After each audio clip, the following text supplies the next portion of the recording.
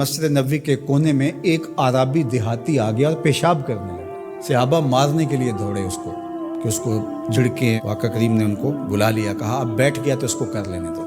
جب اس نے پیشاب کر لیا تو آقا کریم علیہ السلام نے اس کو بلایا، کہا یہ مسجدیں ذکر و فکر کے لیے بنائی گئی ہیں، بول و براز کے لیے نہیں بنائی گئی، اور پھر وہاں پانی بہا دیا گیا۔ تو بعض کا ہم جس طرح سے لوگوں کے ساتھ رویہ کر رہے ہوتے ہیں، یہ جو موبائل ہے یہ اس دور کی ضرورت ہے، تو بعض کا اس کو بند کر دیں تو کھولنا یاد نہیں رہتا، کھول لیں تو بند کرنا یاد نہیں رہتا، تو بعض کا نماز کے اندر اس کی گھنٹی بجنا شروع ہو جاتی ہے۔ جس بیچارے کی گھنٹی بج رہی ہوتی ہے تو بعض کا اس کو تیزی سے بند کرنا بھی نہیں آ رہا ہوتا، تو وہ دیر بھی ہو جاتی ہے۔ خیر وقت گزر گیا، اب 4 رکعتی نماز ہے، یہ پہلی رکعت کے اندر حادثہ ہوا تو 3 پوری رکعتیں ہیں وہ غصے سے بھرے رہتے ہیں کچھ نمازی کہ اب سلام پھیر کے تو ہم اس کی خبر لیں گے، اور پھر سلام پھیر کے حالانکہ 3 رکعتیں گزر گئی ہیں، تم رب سے جڑے ہوئے ہو، تمہیں تو یاد بھی نہیں ہونا چاہیے۔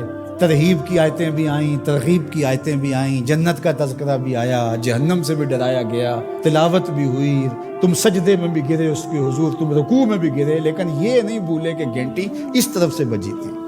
اور پھر سلام پھیر کے سب نے ایسے گھور کے دیکھا جیسے کھا جائیں گے۔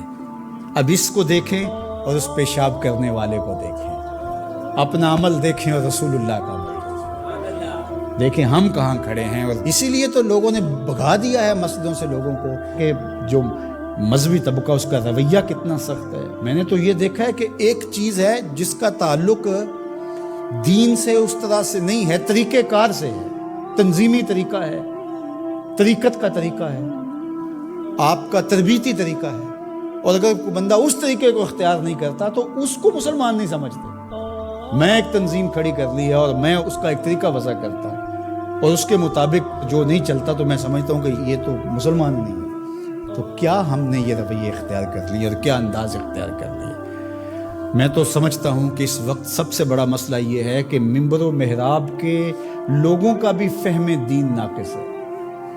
فہم دین ناقص ہے تو پھر کس طرح دین فروغ پائے گا؟ تو یہ ضرورت ہے کہ دین کو سمجھنا تو شیطان کے طریقے ہیں، وہ علماء کو الگ ٹریٹ کرتا ہے، جاہلوں کو الگ ٹریٹ کرتا ہے، متکبر کو الگ ٹریٹ کرتا ہے، منکسر المزاج شخص کو الگ ٹریٹ کرتا ہے، اور ہر ایک کے لیے اس نے الگ الگ چیزیں رکھی ہوئی ہیں، ہر ایک کے لیے الگ پیکج ہے اس کے پاس۔